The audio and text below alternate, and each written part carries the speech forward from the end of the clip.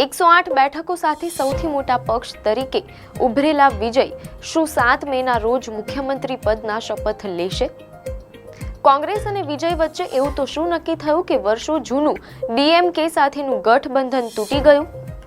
જાણો બહુમતીના જાદુઈ આંકડા સુધી પહોંચવા વિજયની હવેની રણનીતિ શું છે? નમસ્કાર દર્શક મિત્રો, ધ લોકસત્તા શોમાં આપનું સ્વાગત છે. 108 બેઠકો સાથે સૌથી મોટા પક્ષ તરીકે ઉભરેલા વિજય શું 7 મેના રોજ મુખ્યમંત્રી પદના શપથ લેશે? કોંગ્રેસ અને વિજય વચ્ચે એવું તો શું નક્કી થયું કે વર્ષો જૂનું ડીએમકે સાથેનું ગઠબંધન તૂટી ગયું? જાણો બહુમતીના જાદુઈ આંકડા સુધી પહોંચવા વિજયની હવેની રણનીતિ શું છે?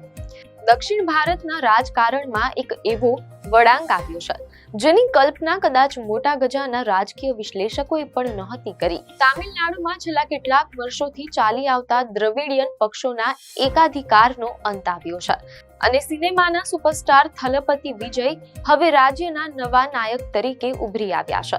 તામિલનાડુ વિધાનસભાની ચૂંટણીમાં વિજયની પાર્ટી તમિલગા વેત્રી કઝગમ ટીવીકે સૌથી મોટા પક્ષ તરીકે ઉભરી આવતા હવે સરકાર બનાવવાની કવાયત તેજ બની છે. આ દરમિયાન સૌથી મોટો ધડાકો કોંગ્રેસ પાર્ટીએ કર્યો છે. કોંગ્રેસે જાહેરાત કરી છે કે તેઓ સાંપ્રદાયિક શક્તિઓ સામેની લડાઈના સિદ્ધાંત પર વિજયની પાર્ટી ટીવીકેને સમર્થન આપશે.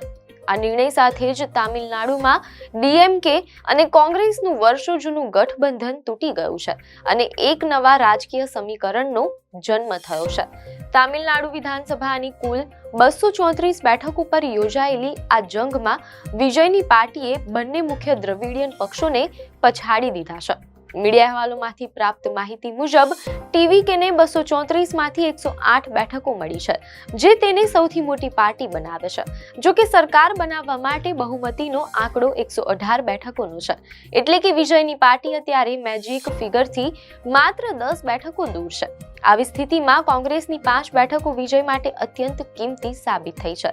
બુધવારે 6 મેના રોજ ઓલ ઇન્ડિયા કોંગ્રેસ કમિટી એઆઈસીસીના ઇન્ચાર્જ ગિરીશ ચોડાંકર દ્વારા એક સત્તાવાર પત્ર જાહેર કરીને ટીવીકેને સમર્થન આપવાની જાહેરાત કરવામાં આવી હતી. આ પત્રમાં કોંગ્રેસે સ્પષ્ટ કર્યું છે કે તેઓ તામિલનાડુની જનતાના જનાદેશનું સન્માન કરવા અને બંધારણીય કર્તવ્ય નિભાવવા માટે વિજયને ટેકો આપી રહ્યા છે. કોંગ્રેસે જારી કરેલા સત્તાવાર પત્રમાં ભારતીય રાજકારણમાં પક્ષની ભૂમિકાને સ્પષ્ટ કરતા લખવામાં આવ્યું છે કે કોંગ્રેસ ભારતની ધર્મનિરપેક્ષ, પ્રગતિશીલ અને જનકલ્યાણકારી રાજનીતિનું પ્રતિનિધિત્વ કરે છે અને તેની સ્થાપક રાજકીય પાર્ટી છે. તામિલનાડુની જનતાના આ જનાદેશનું સન્માન કરવું, તેને જાળવી રાખવું અને તેને પૂર્ણ કરવામાં મદદ કરવી એ અમારું બંધારણીય કર્તવ્ય છે. તેથી તામિલનાડુ કોંગ્રેસ સમિતિ અને કોંગ્રેસ વિધાયક દળ CLP એ સરકાર બનાવવા માટે ટીવીકેને પોતાનું પૂર્ણ સમર્થન આપવાનો નિર્ણય લીધો છે. કોંગ્રેસનું આ નિવેદન દર્શાવે છે કે તેઓ વિજયને એક ધર્મનિરપેક્ષ ચહેરા તરીકે જોઈ રહ્યા છે. કોંગ્રેસનું આ સમર્થન બિનશરતી નથી.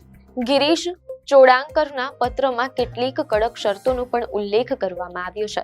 કોંગ્રેસે સ્પષ્ટ કર્યું છે કે ટીવીકે સાથેનું આ ગઠબંધન પરસ્પર સન્માન, યોગ્ય હિસ્સેદારી અને વહેંચાયેલી જવાબદારી પર આધારિત રહેશે. સૌથી મહત્વની શરત એ છે કે વિજયે આ ગઠબંધનમાંથી એ તમામ સાંપ્રદાયિક શક્તિઓને બહાર રાખવી પડશે જેઓ ભારતના બંધારણમાં વિશ્વાસ નથી ધરાવતી.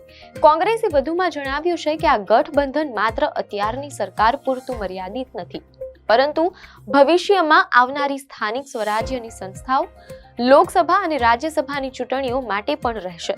આ શરતો પરથી સ્પષ્ટ થાય છે કે કોંગ્રેસે હવે તામિલનાડુમાં લાંબા ગાળા માટે વિજયનો હાથ પકડ્યો છે. પોતાના પત્રમાં કોંગ્રેસે આશા વ્યક્ત કરી છે કે ટીવીકે અને કોંગ્રેસનું આ નવું ગઠબંધન સામાજિક ન્યાયના પથ પર ચાલશે. પક્ષે જણાવ્યું છે કે આ ગઠબંધન થંથાઈ પેરિયારના સામાજિક ન્યાયના આદર્શો અને ડોક્ટર BR આંબેડકરના બંધારણીય આદર્શો પ્રત્યે દ્રઢ પ્રતિબદ્ધતા સાથે કામ કરશે તેમ અહેવાલોમાં જાણવા મળેલ છે. મીડિયા અહેવાલોમાંથી એમ પણ જાણવા મળેલ છે કે આ નિર્ણય લેતા પહેલા 5 મેની મોડી રાત્રે કોંગ્રેસની પોલિટિકલ અફેર્સ કમિટી PACની એક મહત્વની બેઠક યોજાઈ હતી, જેમાં તામિલનાડુના નેતાઓએ વિજયને સમર્થન આપવાનો પ્રસ્તાવ પસાર કર્યો હતો. ચૂંટણીના પરિણામો સ્પષ્ટ થતાની સાથે જ વિજય એક્શન મોડમાં આવી ગયા છે. મીડિયાના અહેવાલોમાંથી એવી પણ માહિતી મળી રહી છે કે કેટલાક રિપોર્ટ અનુસાર એવો અંદાજ લગાવવામાં આવી રહ્યો છે કે વિજય 7 મેના રોજ મુખ્યમંત્રી પદના શપથ લઈ શકે છે. આ શપથ ગ્રહણ સમારોહમાં વિજયની સાથે અન્ય 9 મંત્રીઓ પણ શપથ લે તેવી શક્યતા છે. TVK હવે બહુમતીનો આંકડો 118 સુધી પહોંચાડવા માટે અન્ય નાના પક્ષો અને અપક્ષો સાથે પણ વાતચીત કરી રહી છે. તામિલનાડુમાં આ ચૂંટણીના પરિણામોએ છેલ્લા કેટલાક વર્ષોના ઇતિહાસને બદલી નાખ્યો છે. તામિલનાડુમાં કાં તો DMK અને કાં તો AIADMK નું શાસન રહ્યું હતું, પરંતુ વિજયની પાર્ટીએ આ દ્રવિડિયન વર્ચસ્વને તોડીને સાબિત કરી દીધું છે કે જનતા હવે પરિવર્તન ઈચ્છે છે. જો કોંગ્રેસ અને અન્ય નાના પક્ષો વિજયની સાથે મજબૂત રીતે જોડાયેલા રહેશે તો તામિલનાડુમાં એક સ્થિર અને નવી વિચારધારા ધરાવતી સરકાર જોવા મળી શકે છે. ભલે વિજય બહુમતીની નજીક પહોંચી ગયા હોય અને કોંગ્રેસનું સમર્થન પણ મળી ગયું હોય, પરંતુ આગામી દિવસોમાં તેમના માટે શાસન કરવું સહેલું નહીં હોય.